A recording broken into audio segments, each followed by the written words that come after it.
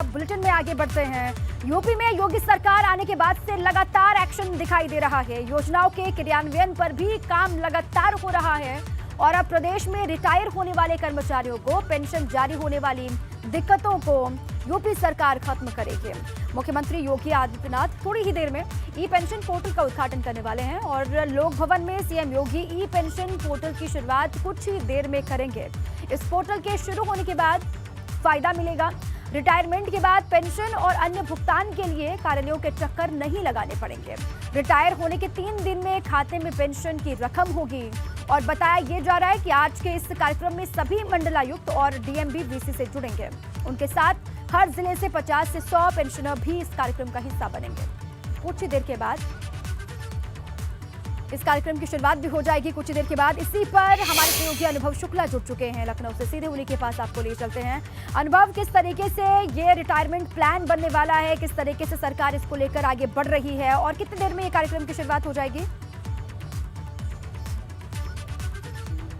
देखिए, बिल्कुल हम लोग भवन में मौजूद हैं जहाँ पर ये पूरा कार्यक्रम होना है। आप देखिए, ये ई पेंशन पोर्टल का शुभारंभ होगा और कहीं ना कहीं राहत मिलेगी। हमने पहले भी बताया कि 16 लाख के बाद जो कर्मचारी हैं और इसके अलावा जो पेंशनर्स हैं उनकी भी संख्या काफ़ी ज़्यादा है। आप देखिए, लोक भवन में तमाम जो पेंशनर्स हैं वो भी मौजूद हैं और इसके अलावा अगर आपको दिखाएं तो ये मंच पर इस वक्त जो स्क्रीन है जहाँ पर 75 ज़िलों से जो डीएम हैं, इसके अलावा जो पेंशन से जुड़े हुए लोग हैं, जो पेंशनर्स हैं और जो अन्य अधिकारी हैं वित्त विभाग के, वो भी मौजूद है और लगातार उनसे यहाँ से अब कन्वर्सेशन भी हो रही है किस तरीके से जब मुख्यमंत्री आएंगे सामने जो आप देख रहे हैं मंच पर, और दोनों मुख्यमंत्री भी आएंगे, इसके अलावा वित्त मंत्री सुरेश खन्ना भी आएंगे मंच पर। आपको प्रमुख सचिव राधा एस चौहान जो वित्त विभाग के प्रमुख सचिव वो देखिए, वो नज़र आ रही, सारी व्यवस्थाओं को देख रही हैं। और इस वक्त हमें जो सचिव हैं वित्त विभाग में संजय कुमार IAS अफसर, वो भी नज़र आ रहे हैं, व्यवस्था को बना रहे हैं कि किस तरीके से चीज़ें होनी। तमाम सारे पेंशनर्स हैं, उनसे भी जानेंगे। सर, आप पेंशनर्स हैं, ये जो पोर्टल शुरू कर रहे हैं इसका फ़ायदा मिलेगा पेंशनर्स को? बिल्कुल। बहुत समस्याएँ पहले आती थी। हाँ, दौड़ना पड़ता था, चक्कर काटना पड़ता था कार्यालयों के। अब ऐसी स्थिति नहीं रहेगी, पोर्टल जारी हो गया तो घर पे भी आदमी कर सकता है जिसको उसका जानकारी रहेगी।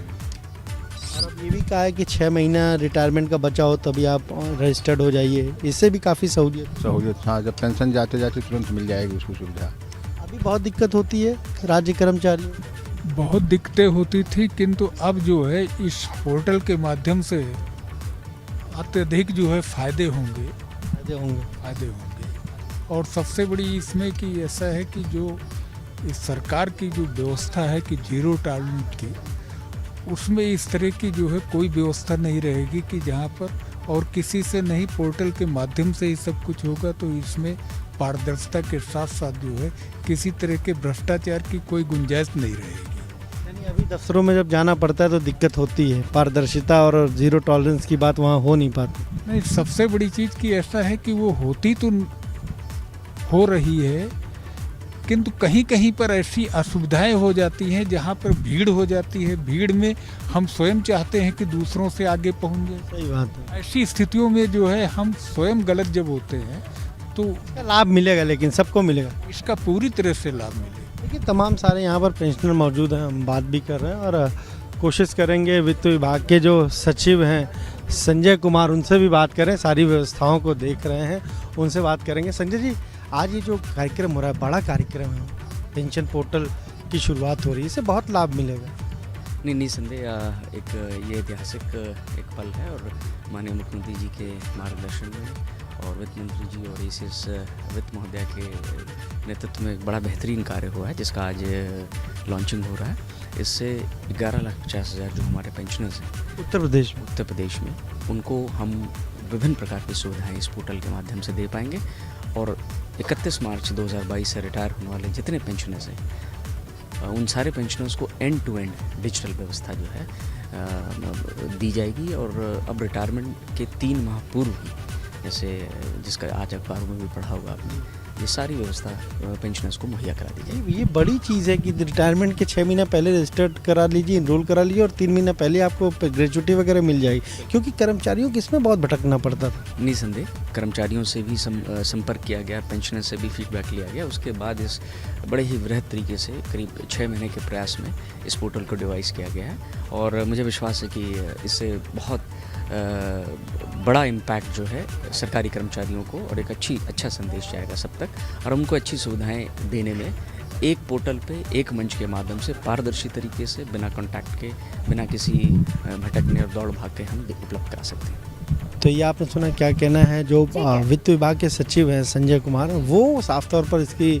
क्या सहूलियतें हैं, क्या इसका फायदा होगा, ये बता रहे थे। जी, इस पोर्टल के क्या फायदे होंगे इसके बारे में वो जानकारी दे रहे थे। और जाहिर सी बात है, जीरो टॉलरेंस की नीति है योगी सरकार की और भ्रष्टाचार के खिलाफ ये बहुत बड़ा कदम है।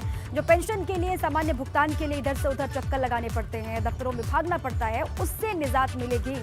बहुत शुक्रिया आपका अनुभव पूरी जानकारी के लिए।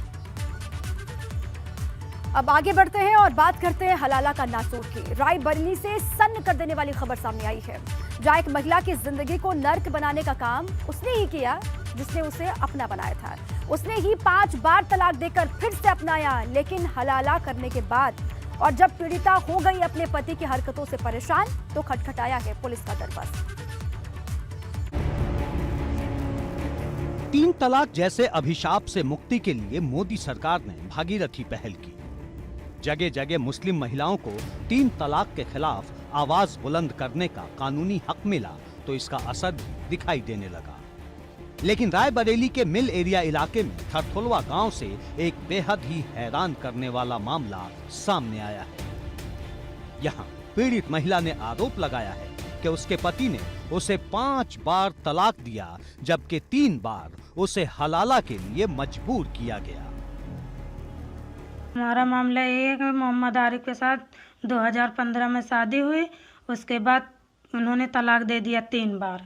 फिर मोहम्मद जाहिद के साथ अपने भाई के साथ निकाह पढ़ा, हलाला कराया, फिर उन्होंने 3 बार फिर तलाक दिया। फिर उसके बाद 3 महीना 13 दिन के बाद फिर मोहम्मद आरिफ के साथ फिर निकाह हुआ, फिर उन्होंने तलाक दे दिया। चुभने वाली बात तो ये है कि महिला साल 2015 में निकाह के करीब 1 साल बाद से 3 तलाक और हलाला का दंश झेल रही है। ये सिलसिला लगातार जारी रहा।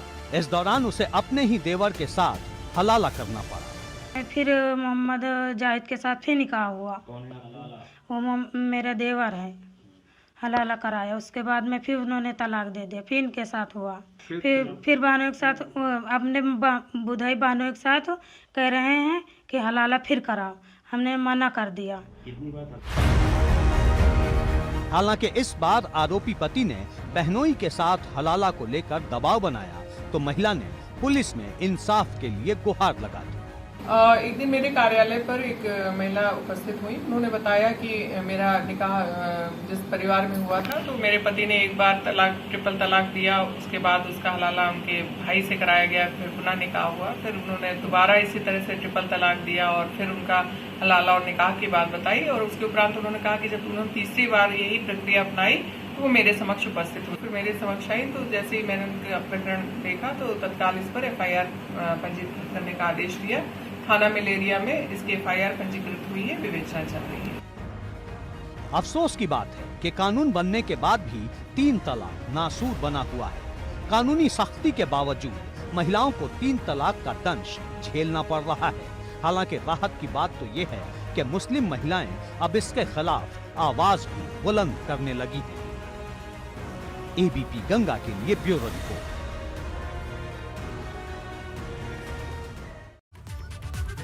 और आगे बढ़ते हैं। इसी बीच आजमगढ़ से बड़ी खबर है, पुलिस और गौ तस्करों के बीच में मुठभेड़ यहां पर हुई है। गोली लगने से जिला बदर गौ तस्कर घायल हुआ। बड़ी जानकारी आपके सामने आजमगढ़ से है। पुलिस और गौ तस्कर के बीच में एनकाउंटर यहां पर हुआ है। खबर यह कि गोली लगने से जिला बदर गौ तस्कर जख्मी हुआ है।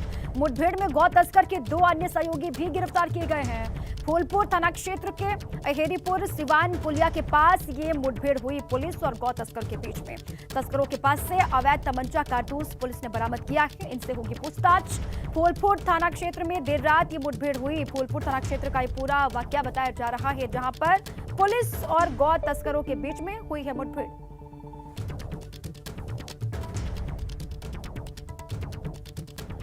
प्रदेश भर में एनकाउंटर लगातार जारी है। मुजफ्फरनगर और बुलंदशहर में फिर से पुलिस और बदमाशों के बीच मुठभेड़ हुई है। हम आपको एक साथ दो तस्वीर दिखा रहे हैं। देखिए, पहली तस्वीर मुजफ्फरनगर जिले की है, जहां पर बीती देर शाम पुलिस और बदमाशों के बीच मुठभेड़ हुई और इस एनकाउंटर में डबल मर्डर का आरोपी पुलिस की गोली लगने से जख्मी हो गया। मुठभेड़ खतौनी इलाके की अलकनंदा नहर पर बने पुल पर हुई और पुलिस ने जिस बदमाश को गिरफ्तार किया उसका नाम विनीत बताया जा रहा है और ये एक दंपति की हत्या के मामले में फरार चल रहा था। वहीं दूसरी तस्वीर आपकी स्क्रीन पर है बुलंदशहर के गुलाबटी की, जहां पर पुलिस की गौकशों के साथ में हो गई मुठभेड़ और बदमाशों के फायरिंग करने के बाद पुलिस ने भी जवाबी कार्रवाई की। पुलिस की गोली से यहां पर कुख्यात गौकश इमरान उर्फ सम्मी घायल हो गया है और पुलिस ने इसके पास से अवैध असलहा, कारतूस, एक स्कूटी, नशीली गोलियां और गौकशी के औजार बरामद किए।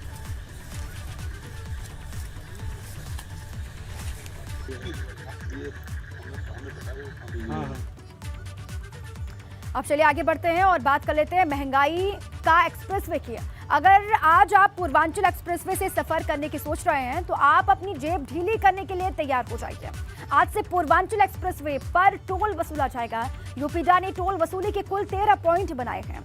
इनमें गाजीपुर के हैदरिया और लखनऊ के गोसाईगंज के मोहरा कला में 2 बड़े टोल लगाए गए हैं। इसके अलावा बीच के एंट्री पॉइंट पर 11 छोटे टोल हैं। एक्सप्रेसवे पर बीच में कहीं से भी सफर शुरू करने वाले को भी टोल देना ही होगा और कुल टोल टैक्स 833 रुपए होगा। लेकिन आगरा लखनऊ एक्सप्रेसवे की तरह पूर्वांचल एक्सप्रेसवे पर टोल टैक्स में 25% छूट दी जाएगी। इस हिसाब से वास्तविक जो टोल टैक्स है वो 625 रुपए होगा।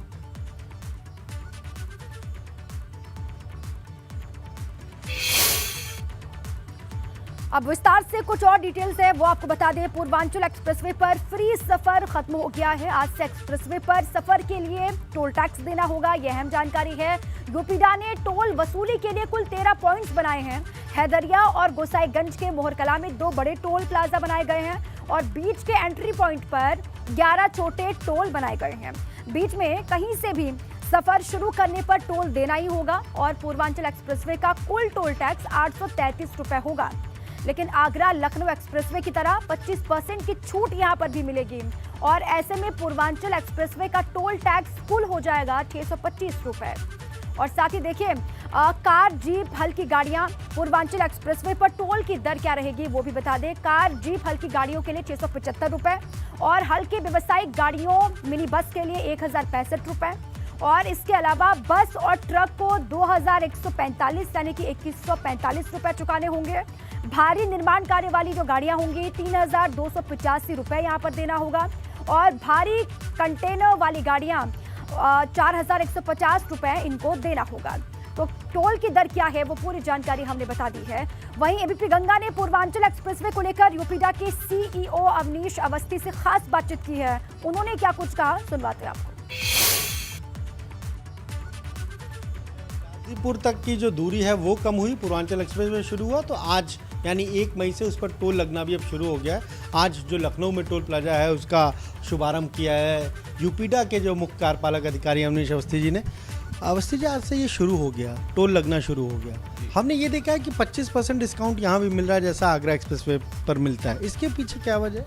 देखिए, जो हमारा टोल है वो अन्य टोल जैसे NHI आदि है उसके कंपैरेटिव होना चाहिए। आगरा एक्सप्रेसवे में 25% की छूट हमारी टोल पॉलिसी के अनुसार दिया गया है। इस टोल पॉलिसी में भी, इस टोल पर भी जो है शासन से, माननीय मुख्यमंत्री जी और कैबिनेट के माध्यम से जो है इसमें भी 25% छूट दी गई है। हमारे माननीय मंत्री जी श्री नंदी जी का मार्गदर्शन प्राप्त हुआ है। आज मई दिवस पर जो है टोल शुरू हुआ है।